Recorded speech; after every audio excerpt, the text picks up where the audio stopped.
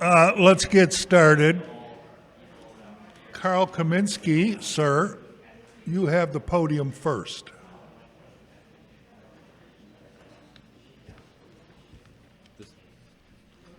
Good afternoon. My name's Carl Kaminsky, and I'm a candidate running for County Board District 6, the new Form 6. I'm a lifelong resident of Johnsburg.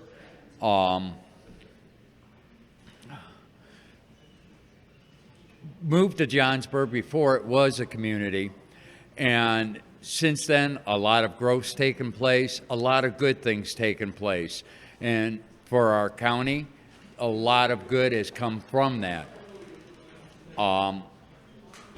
With that, Pam, you next. Good afternoon, everybody. It's wonderful to see all of you here, even though we kind of hoped for a little bit of a larger crowd. I think the rain kind of made people decide to stay home, so let's hope that people come out this afternoon. I'm Pamela Altoff. I am the incumbent. I was elected in 2014 for District 4, which now is going to be District 9. I actually moved out to Mchenry County in 1981. I moved into unincorporated Mchenry County on the river, which is still one of my favorite loves in McHenry County. I then married and moved to Johnsburg, and then ultimately moved to the corporate confines of the city of McHenry in 1991.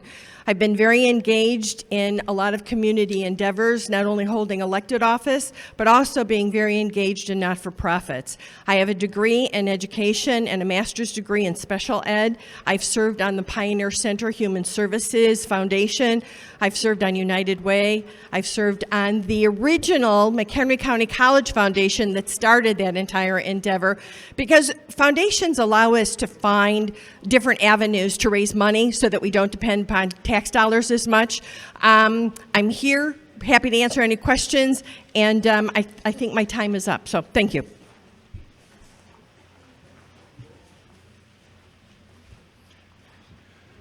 So my name is Eric Sivers. I am running for District 6 County Board. I am also the chairman of the McHenry Township GOP, who put together this event today. I have been involved in McHenry Republican politics now for right around 14 years. And so I have seen county board races come and go. I've helped candidates. I have decided that I want to throw my hat in the ring and represent the people of District 6. I am a fiscal and social conservative. I served on the McHenry School Board for 8 years. In that time, I voted against the tax increases every year. I was in the minority on the board, so the taxes still went up and up and up and up and up. In my time on the board, they went up by tens of millions of dollars. But I was constantly working to try and find ways to save you guys money. Whether it was a construction project or it was new initiatives of the district, I was finding ways to make them more efficient and to work with the people, even who were on the other side of the aisle, to try and get things done so that we could save you guys tax dollars while still offering great schools. This race is important because the whole board is up for election this time. So we have an opportunity to make a difference in how our McHenry County board operates. We want to make sure that we get true conservatives on the board who aren't going to back down and who aren't going to compromise with the Democrats on everything, even though the Democrats are in a super minority.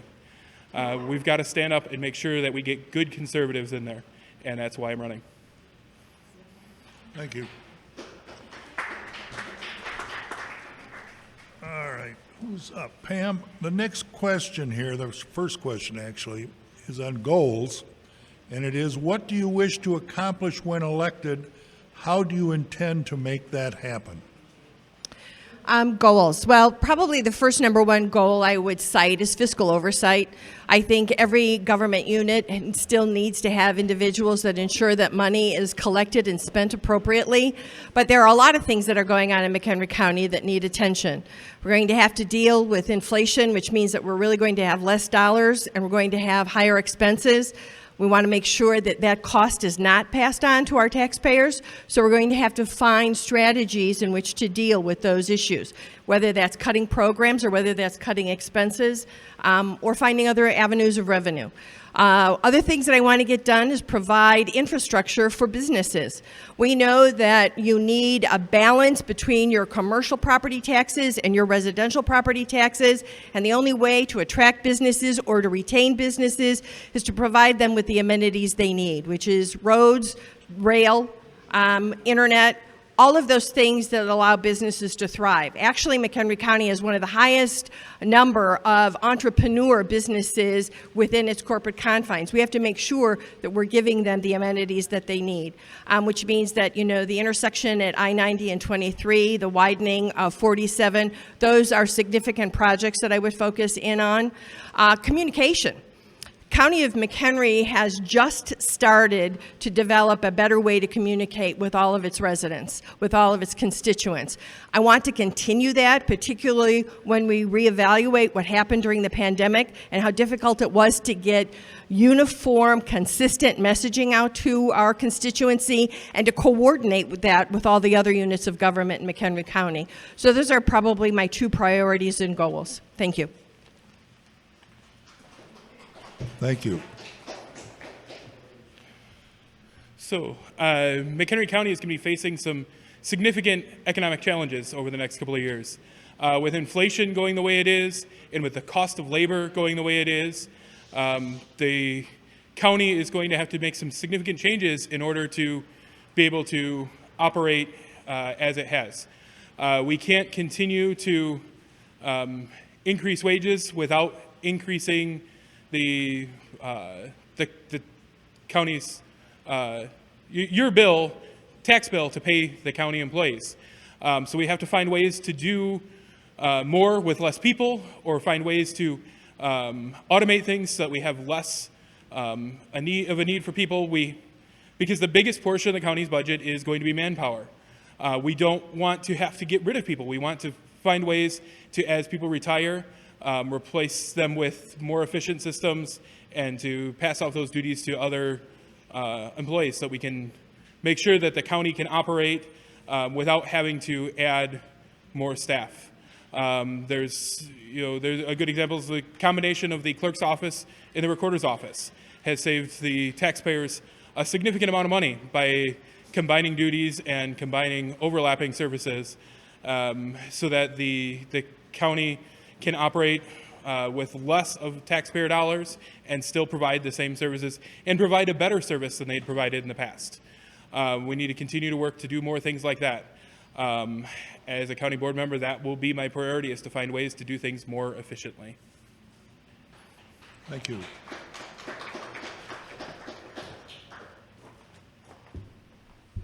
Goals. What do you want to accomplish when elected, and how do you intend to make that happen? One of the things that I look at is, as I've been in manufacturing as a process engineer, to put out a product, we always had the term KISS, keep it simple, silly.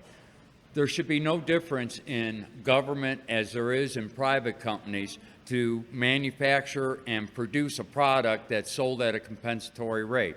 Government can be done the same way by looking at its efficiency. How can they, serve their constituents without having departments full of people that are eating up your tax dollars? Yes, we need to take a look in the next couple of years, because as it's been stated, inflation's going to hit us.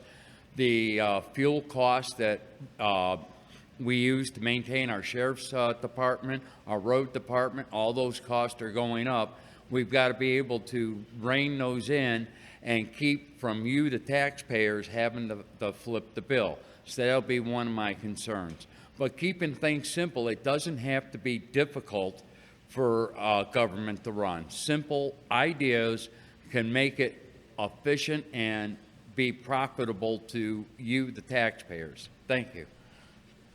Thank you. The next question is on principles. Describe 3 bedrock principles that are most important to you, which will guide your every decision you make in public life? The biggest thing would be the respect for people and the respect for life. We are all created as equals. We need to, as a unit of government, look at all people as having value. If we treat people like they're people and they have value, and really humanize them and not just make them about the numbers, that is the most important thing that the government can do. I am a fiscal conservative. I have a record on the school board for being a fiscal conservative. I voted against the tax increases. I worked to make things more efficient on the school board. Those are the two biggest things. The next one would be transparency. When I was on the school board had a proposal to start recording the meetings. They came back with a proposal that was going to be 6 figures to start recording the meetings and posting them to YouTube, which obviously was not an expense that the school board was willing to take on, because spending 6 figures to record the meetings is crazy. So I went and I bought a $100 video camera and put it on a tripod and started posting them to YouTube myself. The board packets, they refused to post them online. They generate them as a PDF, print them out, send them to the board members, but would not post that PDF online.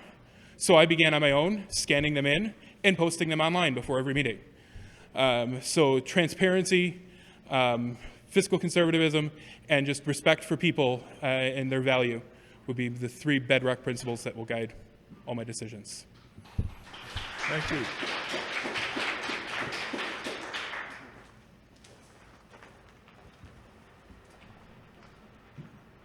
Principles. Describe 3 bedrock principles that are most important to you, which will guide your every decision you make in your public life. One basic principle is listening and understanding fellow citizens. I'm no better than you are, you're no better than me. What you guys want is, as an employee, I look at being elected to the county government, if I'm so lucky, I work for you. And as an employee, you're the one that dictates to us what it is that's important and needs to be done. Also, Christian values. Knowing every life is important and should be respected. We have too much fighting going on amongst people, that this group against that group, that needs to stop. We need to come together and work together, and those would be my guiding principles. Thank you.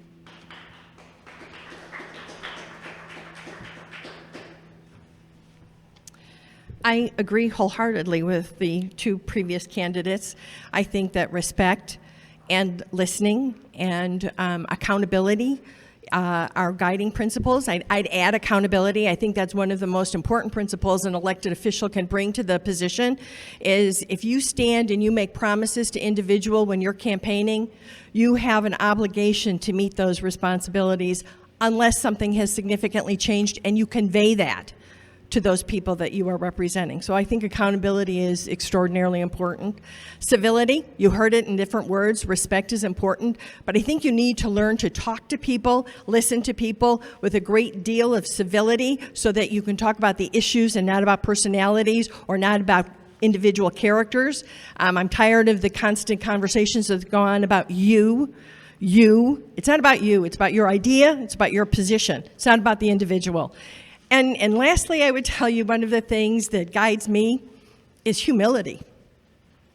Humility is extraordinarily important, to always remember that you do have that responsibility to represent the people who sent you to that office. You're not the all-powerful one. They are, and they gave you that power to represent them. So humility is really important to me, too. Thank you. Thank you. All right, the next question revolves around right to life.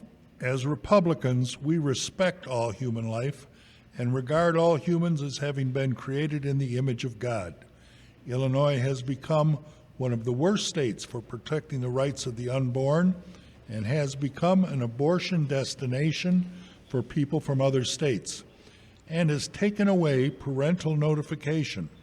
What have you done and what will you do to protect the rights of humans, all humans, whether unborn, elderly, or undocumented?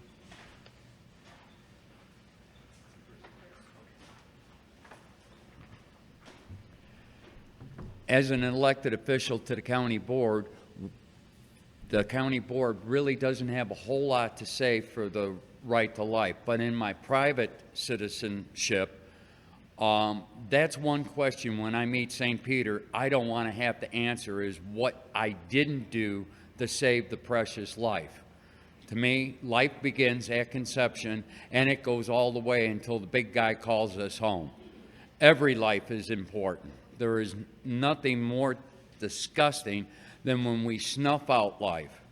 We had a president, I believe it was the 44th, that was married to an African-American father and a white wife, and had they had chosen to snuff out his life, we wouldn't have had, and I don't agree with his policies, but we wouldn't have had Barack Hussein Obama. So it is important that we stand as citizens in helping our community understand that there's alternate choices than to terminate an unborn child. Thank you. Thank you, Carl. Well, here's where the rubber meets the road. Unlike my two candidates, the other two candidates, I've actually represented McHenry County residents for 15 years in the state Senate, and I have had to vote on these issues. And I have a record on these issues. You can look it up. You can Google my name, Ballotpedia, whatever it is that you want to do. And for 15 years, I honored the Republican platform. I have voted in lockstep with my Republican colleagues on this issue. I also was the chief co-sponsor on legislation that abolished the death penalty, because if you value life, you value life. So I was very instrumental in that regard. And what would I do is to continue to talk about it, continue to bring it forward, and with your permission, I'll kind of segue a little bit. One of the major issues that people forget when they talk about these is the fact that we are then responsible for the lives of the children. The state of Illinois has 10 indictments against the director of the Department of Children and Family Services. 10. We're not doing a very good job of taking care of our single moms and the children that they've produced, and anybody who's been given up for adoption or is in the foster care system. We need to focus in on those areas and make that system better and more accountable. And we can never forget that when we talk about the issue of life. Thank you. Thank you.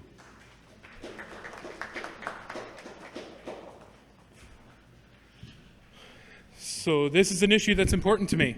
This is an issue that's been important to me for many years. Back when Pam was our state senator, I sent her several letters about bills that were going to be facing her on pro-life issues, urging her to support bills and urging her to oppose bills. When I was at MCC, I was one of the founding members, and I was the first president of the Students Supporting the Right to Life. So we were on the campus there. We were an educational group. We started off one semester, we called him Larry. So we had posters showing the development of a fetus all throughout the semester, basically the 9 months of pregnancy, showing we had Larry, we had when he had his first fingernails, when he first had a detectable heartbeat. And I worked to educate people to show them that it isn't just a clump of cells. It is a human, and the people have value. We also work to raise funds for diapers for Tri-County and to provide assistance to food banks, and because it doesn't just stop at birth. People have value, people matter. And so we need to work to make sure that people's needs are being met. That shouldn't come through the government, though.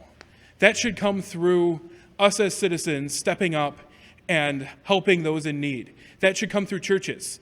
Churches should be helping the widows and orphans. That's what we're called to do. And we do an awful job of that. And so it's not the government's job to create those programs. It's our job as citizens to support those people. And that's what I have done, and that's what I will continue to do. And this is such a foundational issue. It's your view on the value of people and whether or not they matter.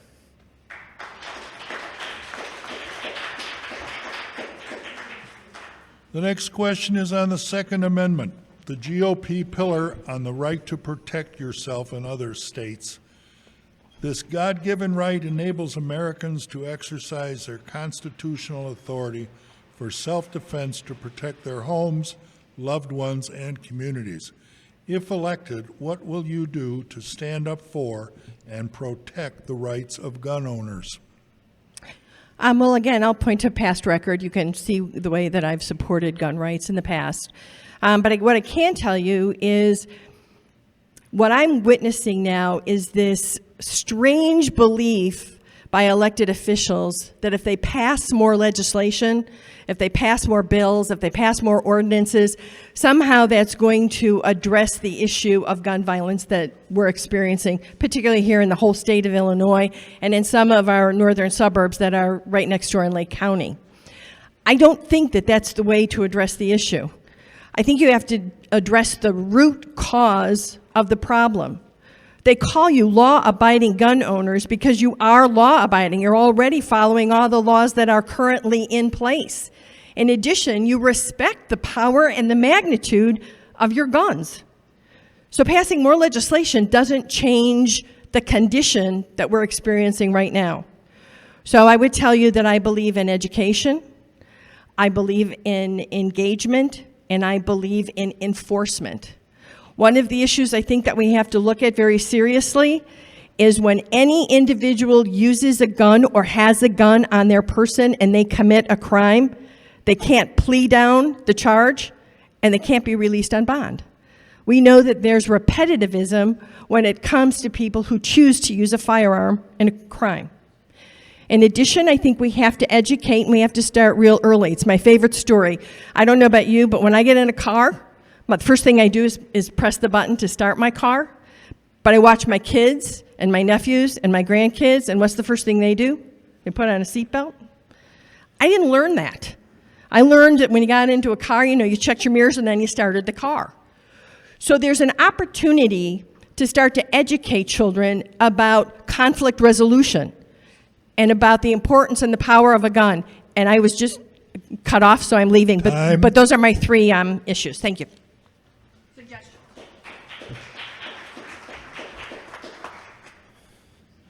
Well, there is no question that I am a supporter of the Second Amendment.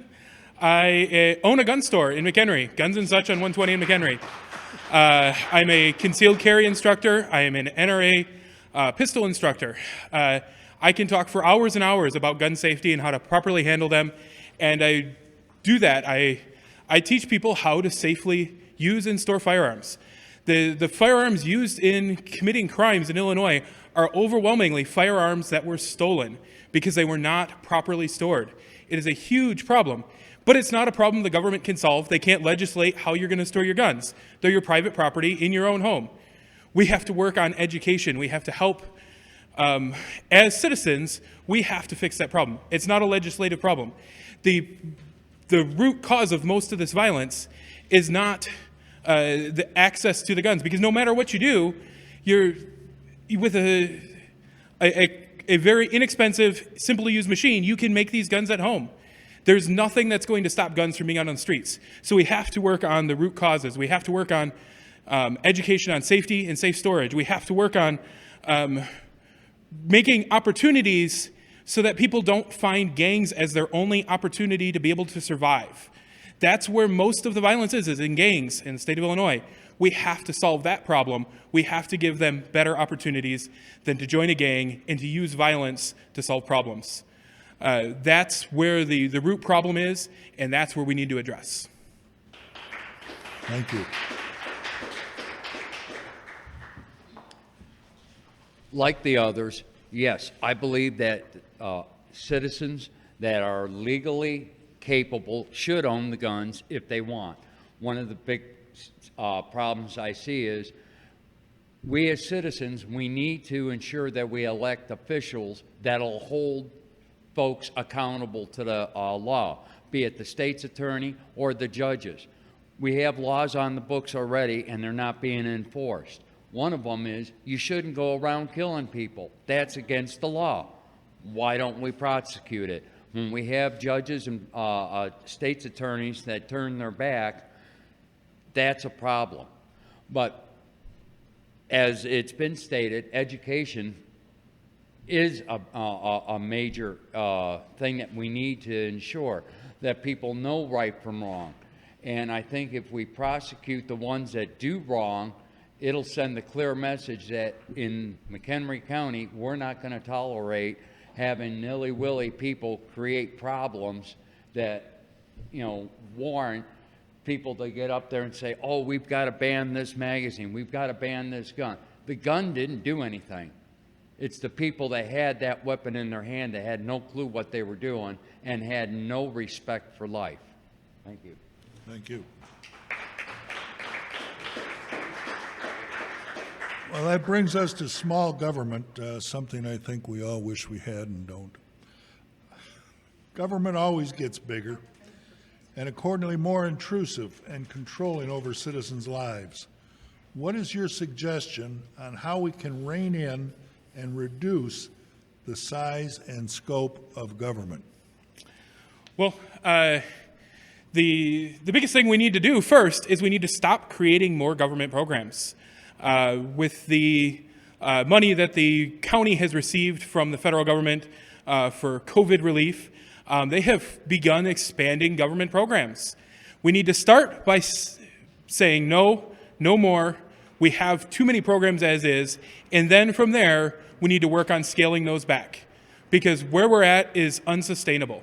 When your tax bill here in McHenry County is out of control, and we've got to scale it back.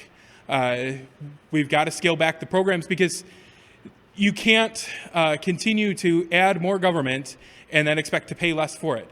Not only is it unaffordable, the government is invading our lives in everything. The government has control over everything that you do with your property, over everything that you do in your life. And we've got to scale back government. Anytime we're looking at a government program, we should be looking at, is this necessary? And does this serve the good of the people? Is this something the government should be doing, or is this something that the government should have nothing to do with? And you need to evaluate every program on a consistent basis and determine whether or not you should continue doing it. If it's not something the government should be doing, they need to stop. And that will be the attitude I take towards every program as an elected official.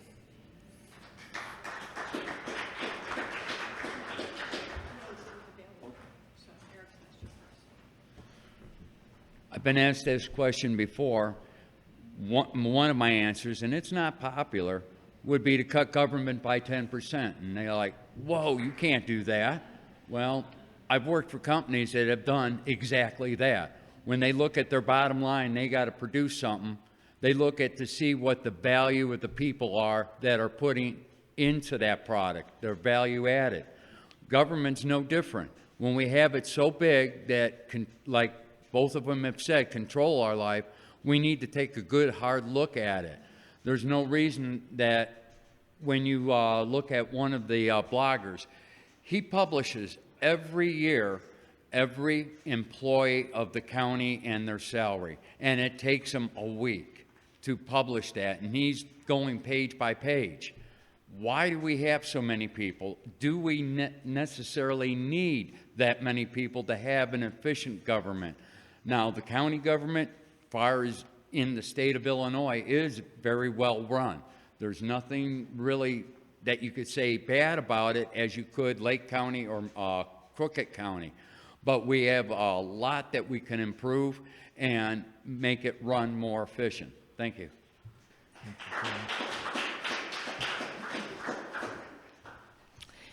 So the real easy answer is exactly what you just heard. Let's cut government. And I don't disagree with that, but you also have to start where you have some commonality and where it makes sense. So way back when I was significantly younger, there was a group of mayors at the time, and we got together and created what is now known as MCOG, which is the McHenry County Council of Governments. The idea behind that was so that units of government could get together, discuss issues, share ideas, and even more importantly, find out where we had duplicative services and where we could work together to reduce the costs, reduce the duplication, and reduce the costs, the expenses. Today, what we have at the county built over that program is what's called a shared services committee. And we now regularly partner with other units of local government to reduce the costs to you, the taxpayer, and yet still provide you with basic excellent services that you as a taxpayer should expect. So Shared Services just recently purchased the building. The county purchased the building in Cary, and we now are working with almost every single municipality in McHenry County with regard to training our law enforcement, providing gun ranges so that we can all go to the same place. And not only do we reduce expenses when we do things like this, we promote being able to work collaboratively together.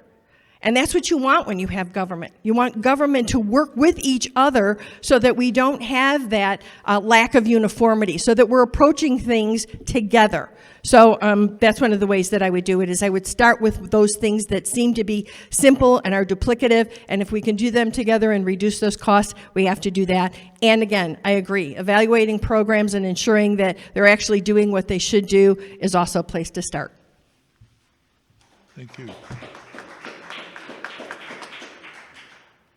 This takes us to education. The education system in Illinois is broken. If we have learned anything from the pandemic, it is that parents need to have a greater say in their child's education. What would you like to see changed to improve the Illinois education system? One thing that I would like to see change is that we get more citizens involved at the school board district. Both candidates up here, especially Eric, has worked with the school system and know that if we don't have parent participation in the schools, they run amok. Now, at the county, we don't have too much to do with the school districts. We do have a superintendent that is qualified to ensure that the safety is there, but as a county board member, all I can do is encourage the citizens to take up the mantle and hold their school board members accountable for their decisions that they make, and also should be tied that if they're producing bad results, they're not rewarded with a pay raise. We have to make sure that we ring in that as well. Thank you. Thank you, Paul. Everything he said, and then some.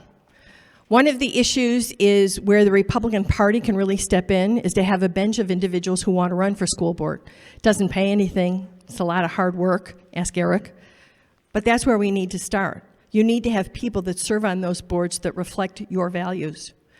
Number two, state of Illinois. They got to get out of education. If I see one more piece of legislation that requires schools to teach 6 hours of civics and 8 hours of Asian history and 9 hours of, it takes away the ability for schools to teach children the way that the school board chooses to teach them, as opposed to having to meet all the mandates that the state of Illinois requires. Also, leaving you with a really sad statistic. Do you know that more than 70% of your property tax bill is for the schools? Do you also know that it's under 25% voter participation in those school board elections? You have less than 25% of the people determining those people that serve on that school board that are responsible for 70% or higher of your property taxes. Again, this is where the Republican Party can step in and have a bench team and have those people run for those school boards and have your values reflected better.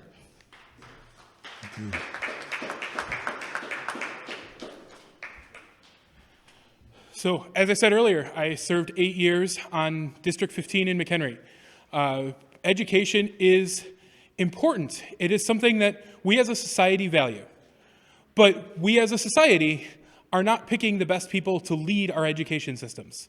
Like Pam pointed out, the turnout in school board elections is dismal.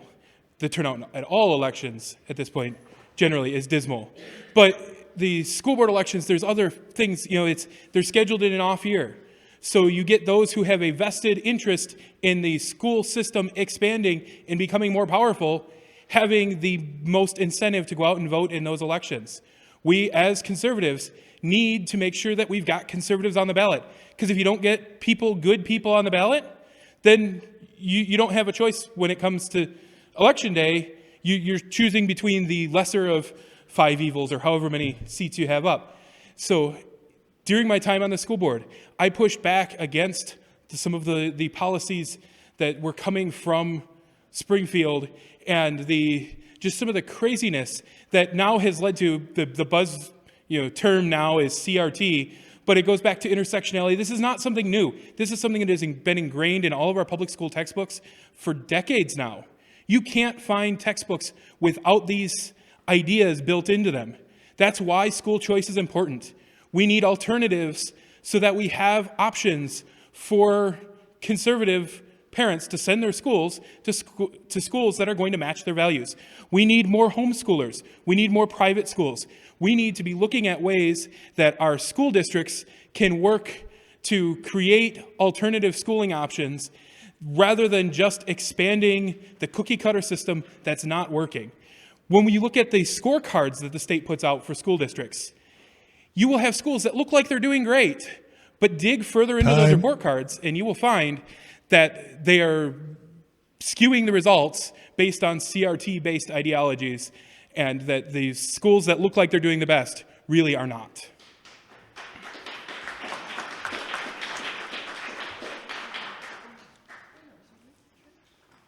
Next is skills and experience.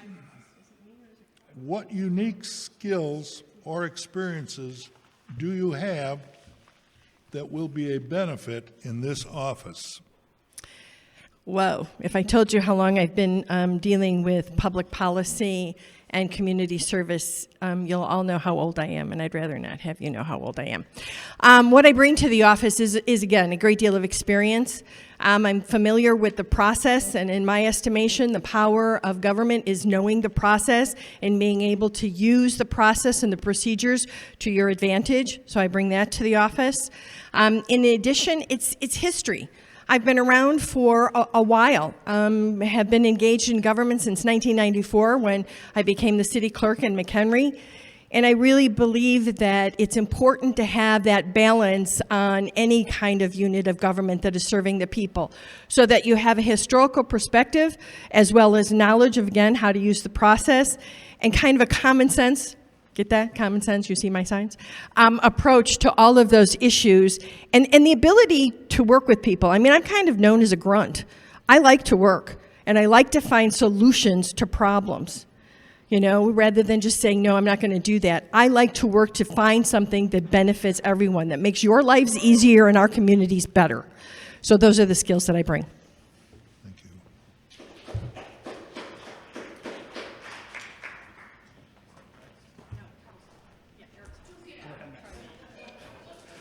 Don't look at me, I've lost track. All right. So I am a small business owner. I was a school board member. I brought that type of mentality that let's do things efficiently, let's do things the best way possible to the school board. Even before I was a business owner, I will continue to have that perspective going forward. My professional life is in construction. I work for a commercial construction project management company. So we build commercial buildings. I manage projects for them. That project management aspect will be helpful to anything that I take on. Anything, whether as a county board member, they're working on right now expanding Valley High and Etteringham Memory Care Wing. I have experience in construction. I have experience in project management. If it's something like an event like today, I bring that project management perspective to events like this. Anything that I'm doing, that perspective is going to help to accomplish the goals, whatever it is that we're setting out to do. So that perspective, and then the perspective as a business owner, and just as a citizen who really cares about McHenry County. I've lived in McHenry County my whole life, and I choose to stay here because this is my home, and I want to see it made better.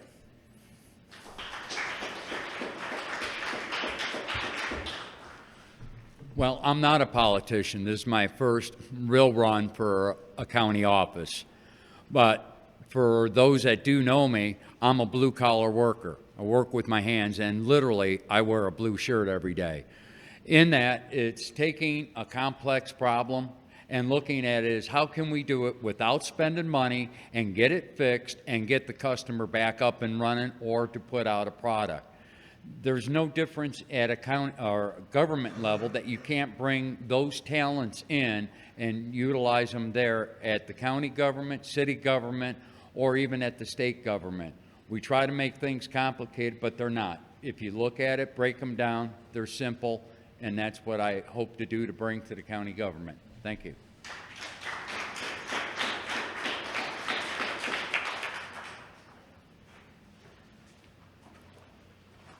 The next, oh, you didn't go on this, did you? No, I did. You didn't. Yep, I'm first on this question. You're first on the Whatever next the new question is. Okay. The next question is on taxes. Candidates always say that they want to lower taxes. What have you done to lower taxes, and what will you do? What is rising inflation going to mean for next year's budget? How are you going to make up for it? How is your housing market going to impact an individual's tax burden? Kind of a lot of questions. There's a lot in that question. So, I've talked about my time on the school board and my votes every year against increasing the levy. Not only just to keep it flat, but also to reduce the levy. I was unsuccessful on the school board because I was in the minority, but I still kept pushing for that every year. So I couldn't reduce the levy, but I could then work on ways of making what the schools did more efficient. So when we were looking at construction projects, finding ways that we could do things more efficiently there, or when we were looking at bringing in new programs, finding ways to do them using existing resources rather than having to add and expand the government.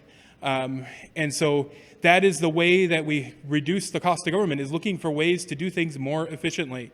And then we need to look at what programs the government has. If the government is doing something that the government shouldn't be doing, we need to stop. That's how you save tax dollars. You can't keep all of these programs and expect the tax bill to decrease. You have to look at what the government's doing. If it's not something that the government should be doing, we have to stop. That's how you fix the tax bills. Because you're never going to get enough efficiency and still keep the massive government that we have. Even cutting 10%, I think, is probably insufficient. I think we need to be working to cut more than that because our government has grown too large. The government is too large. That is why the tax bills are too large. We have to shrink the size of government to shrink the cost of government. We have to find ways to do things efficiently. In business, you have to find ways to make things work and to get things done with less resources, and we need that perspective for the way the county board does things too. We need to look at ways to do things more efficiently with less resources so that we don't end up with the crazy tax bills that we have.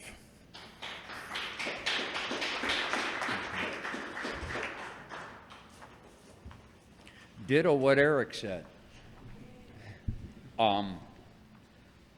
Running it efficient, but also getting the citizens involved. At a city level, county level, state level, it doesn't matter. You can't get anything done unless you have the people behind you. And that, as Eric's pointed out before with the school board, making it a video where you could see it in the comfort of your home, getting the folks engaged, letting them know what their elected officials are doing. Let them know what the county government is up to. You know, be it good or bad, it should be open, and in order to get it to be efficient, we need to have the citizens be active.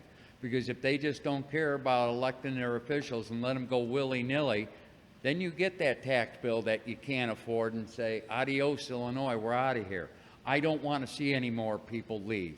I love this town, I love this county, and will do what we can to ensure that we can run it efficiently and cut those costs and start shrinking the government where it isn't got a noose around your neck. Thank you.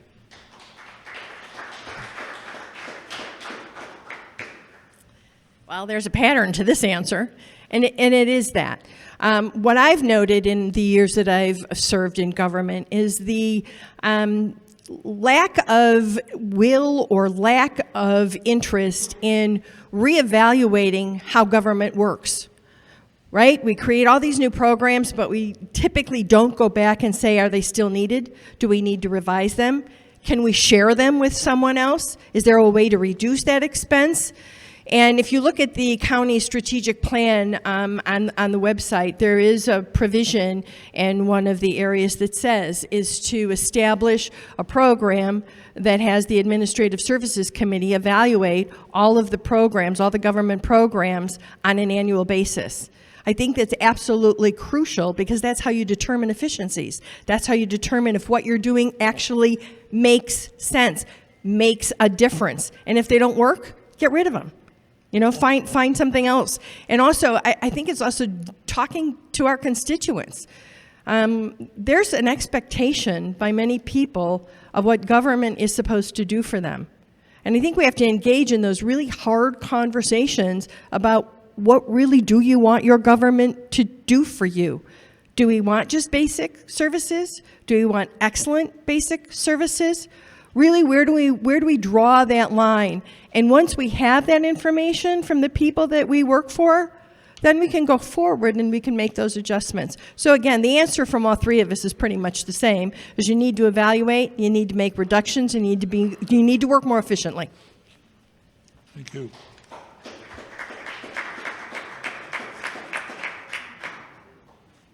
That takes us to the question on pro-business. We need to attract more businesses and grow our existing businesses. Are we missing one? No, I think Harvard first. Okay.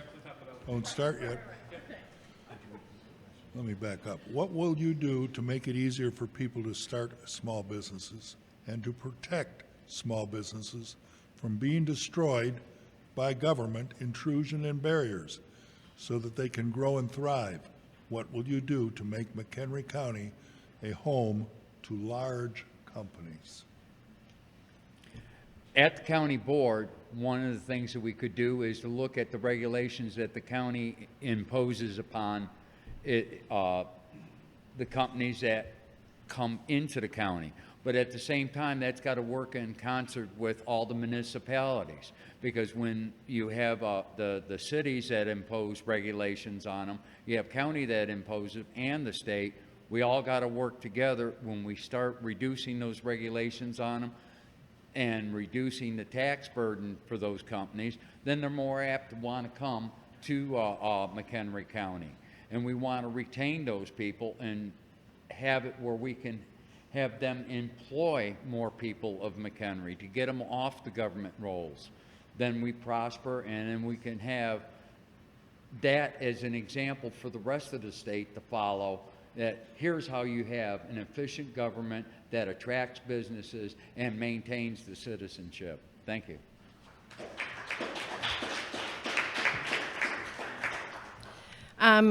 I agree. I think one of the things that we have to do is we have to have conversations with our local businesses, find out what their needs are, identify them, and help them achieve those goals. I know recently during the COVID crisis, the county did reduce the cost of permit fees for people because we knew that they were struggling financially.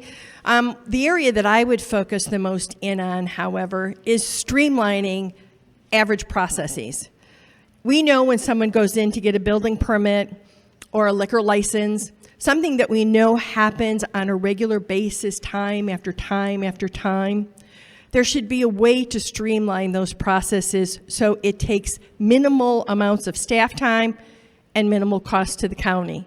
We also need to really move to an online system so that we're not requiring people to come into offices all the time again and have that staff back and forth. We can have permitting online and make it easier for people to go ahead and get those permits for businesses. But I'm going to go back to what I said earlier. One of the issues that we really have to focus in on is providing those amenities that keep businesses in McHenry County and attract businesses to McHenry County. And those are things like infrastructure.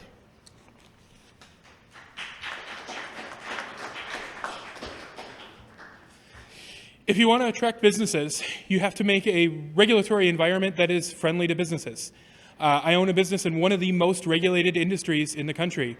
The federal process for getting a firearms license and for maintaining that license, it's an ongoing, constant, just to keep up with the changes in regulations, takes many, many hours, and it's just a complete maze that you have to go through. We do that to businesses here at the local level too. Maybe not on as large of a scale, but our permitting processes, our licensing processes, our zoning in McHenry. The McHenry County UDO in many ways was great because it gave us more of a consistent across the board, this is how we're going to apply things. But it is so intrusive on property owners and does so much to stifle the ability to open and grow businesses in this county. We need to be constantly looking at how government does things, whether it's something that the government should be regulating or not. One of the very first things J.B. Pritzker did when he was sworn in as governor was sign the Illinois gun dealer licensing bill into law. That bill put more than half of Illinois' gun shops out of business, all on the same day. Regulations like that from the government are not benefiting the people. The stated goal by some of the people as they were debating that, some of our legislators, was that they wanted less gun stores. We have the same sort of attitude on the county board when it comes to deciding which businesses should thrive and which ones should be taxed and regulated to the point where they can't thrive and grow. We need to let the market regulate the market. We as citizens decide what products we want to buy. If we want a business to succeed, we frequent that business. It should not be the government picking the winners and losers in business. Time.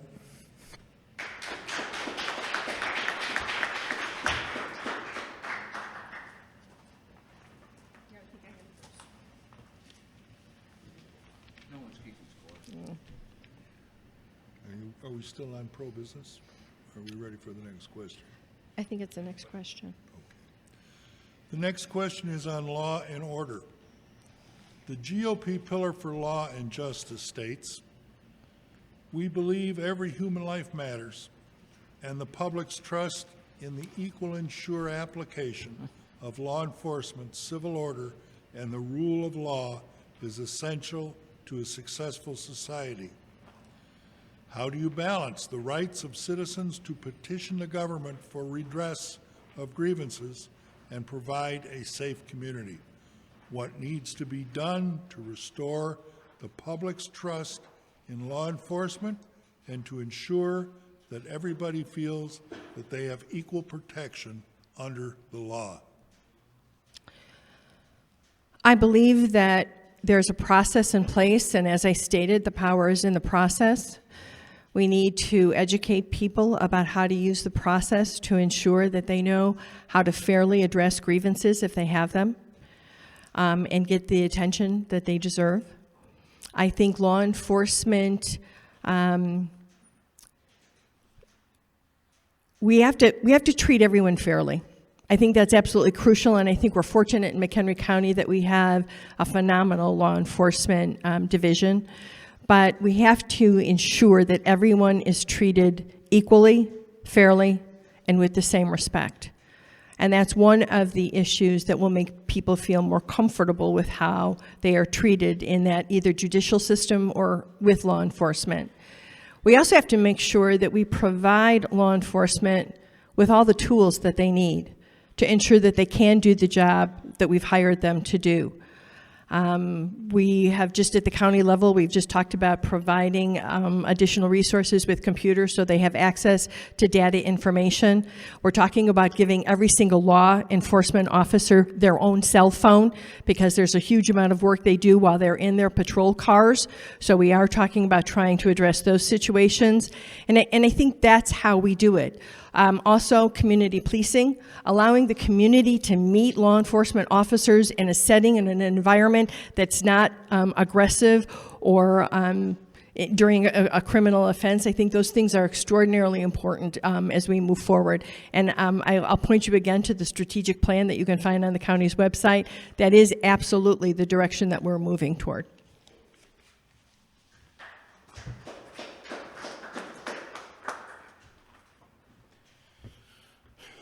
So, in order for people to feel like they're being treated equally, we have to treat them equally. That needs to be a priority. We need to make sure that the people that we're putting in place to enforce laws are good, upstanding people that are going to do that.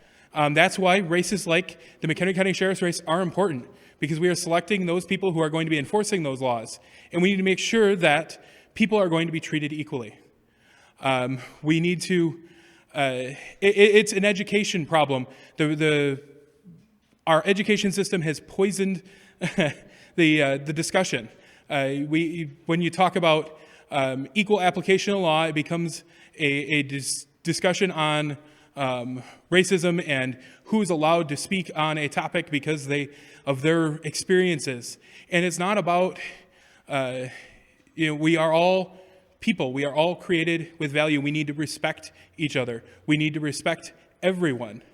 So it's an educational issue, and we need to elect good elected officials who are going to treat people equally, and then make sure that we hold them accountable to that.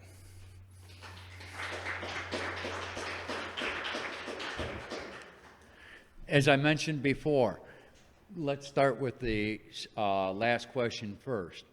We as citizens, when we elect good state's attorneys, good judges, good sheriffs that enforce the laws and just don't look away, then that starts a trend where we have a safer community.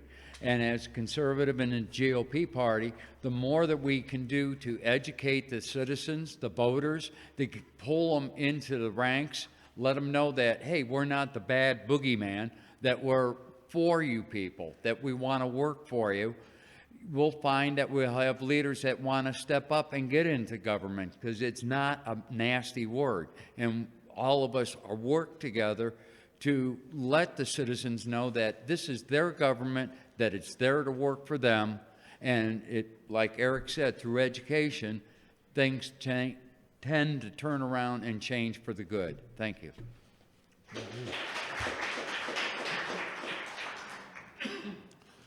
We have two questions left.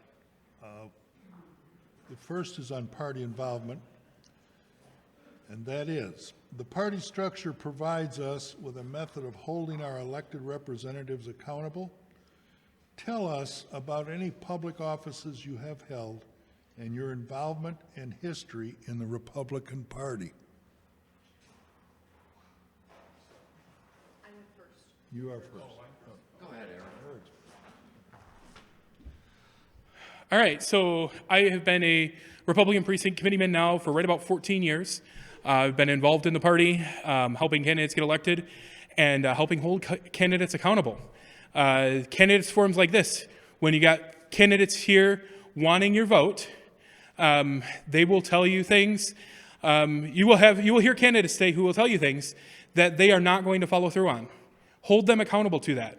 When you have candidates tell you something, and then they go back on their word, call them out on it. The videos from today are going to be posted. All the different forums today are going to be posted online. Once something's online, it's there forever. Call them out on it. If you have to send them the video and say, hey, you said you were going to do this, and then they do the opposite, send them the video and say, hey, what happened? What changed? Hold them accountable.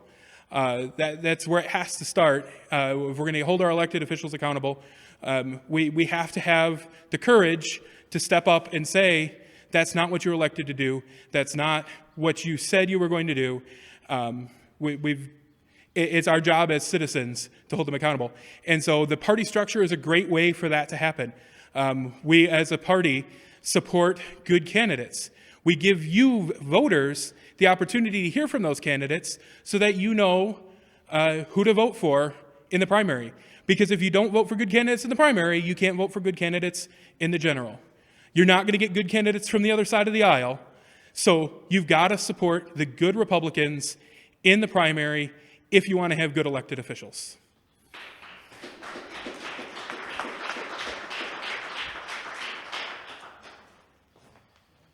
As I mentioned before, I'm not a politician, but years ago I did dibble in it. I ran for alderman in the town I grew up in. I took a third of the votes away from the gentleman that was in there for 30 years. Came to Mchenry, kind of stayed dormant, but I always wanted to know who my elected official was going to be working for me. And in the last 7 years, I looked up one, happened to have a fundraiser. I emailed them and said, hey, you going to have anything for us poor folks? I like to know who I want to elect and have work for me. From that point on, well, here I stand before you amongst great people like Eric and Pam that were all vying for the same thing, to work for you, the citizens of McHenry County. Thank you.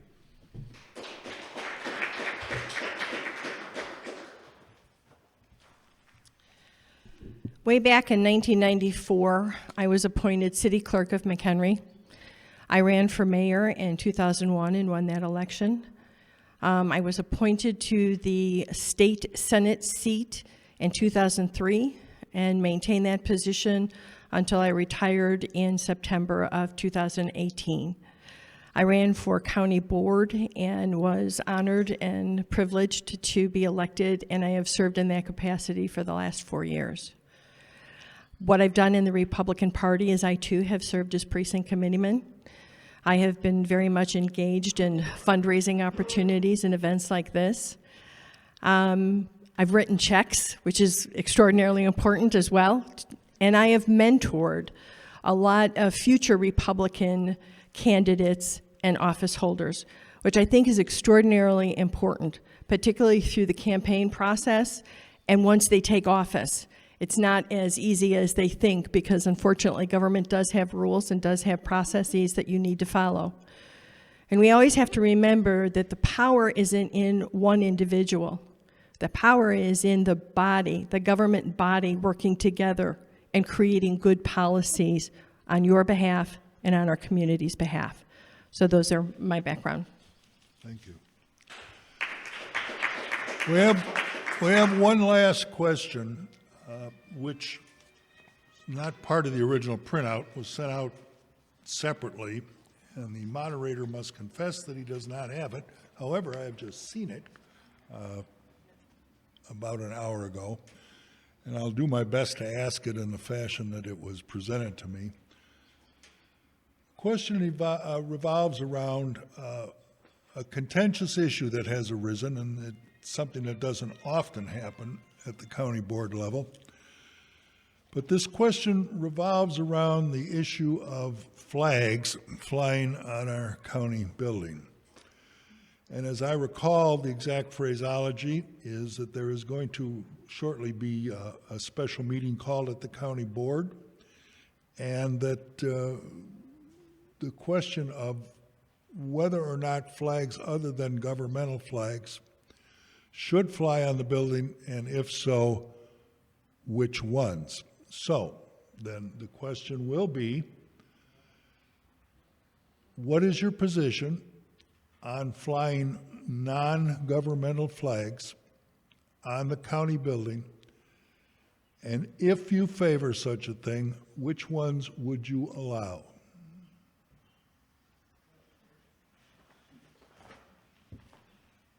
As he stated, that issue was brought up over a year ago, and it was tabled to 21-21. Unfortunately, it's back. As being a military service member, a veteran, there is only one flag, well, two, the American flag and the POW underneath it. But with the Supreme Court's decision of over a month or two ago, they, from the way I understand it, if you're going to fly one, you got to fly them all. I still stand fast. The only flag that should be flown is the United States of America and the POW. Next to it, yes, you can have the county and state. That's it. There's people that have died and given their blood and sweat to have so we have the privilege to fly that American flag. And I think it should stand fast as the only flag flown on any government building. If you want to fly a flag of a particular kind, do it on your place. I don't care. But on government property should be the American flag and the POW, period.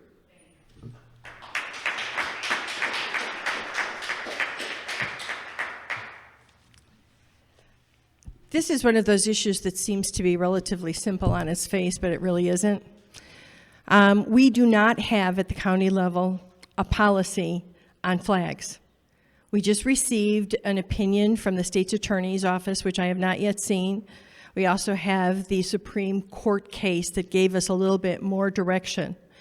I believe what needs to happen is at the county level is we need to create a policy on what flags need to be flown.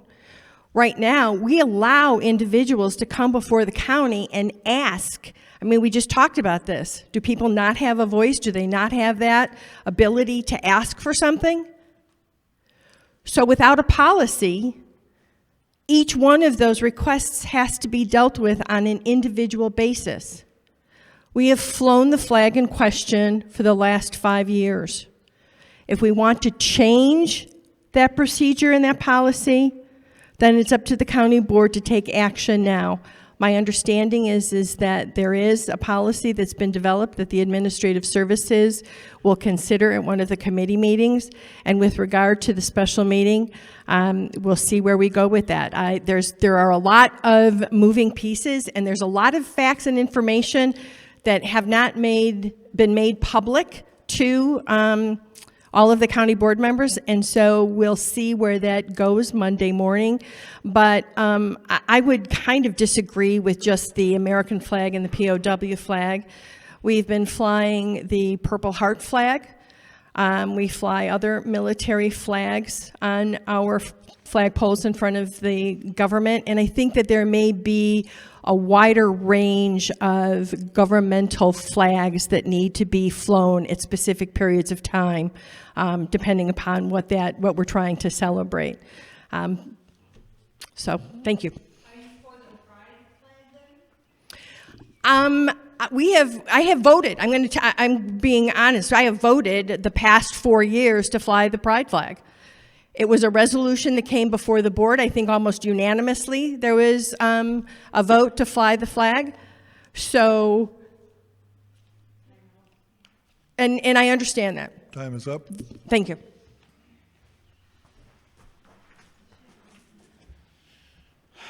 So, for those of you who don't know what the issue is coming before the county board on Monday, is it's a resolution to fly the flag and to have the county officially recognize June as Pride Month and to celebrate that.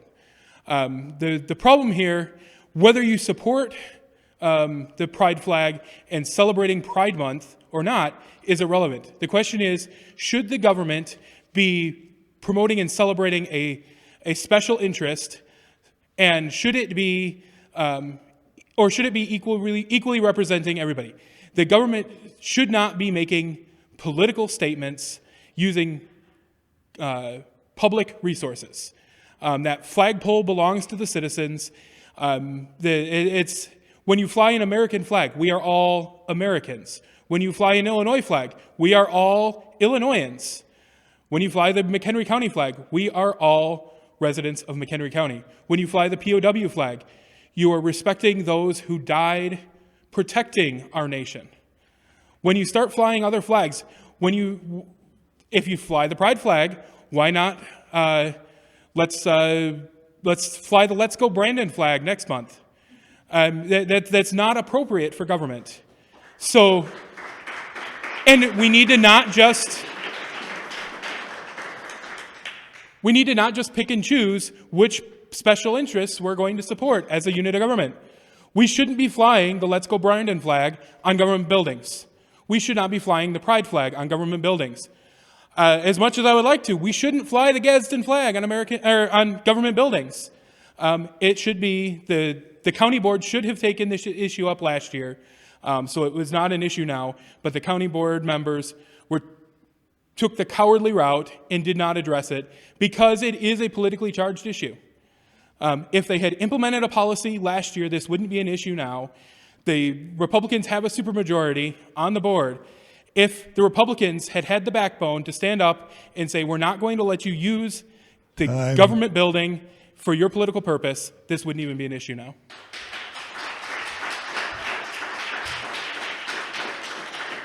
I want to thank all of the contestants for this office for coming here today, and I hope the audience enjoyed the questions, and we obviously saved the best to last. But thank you very much, and have a great day. Thank you.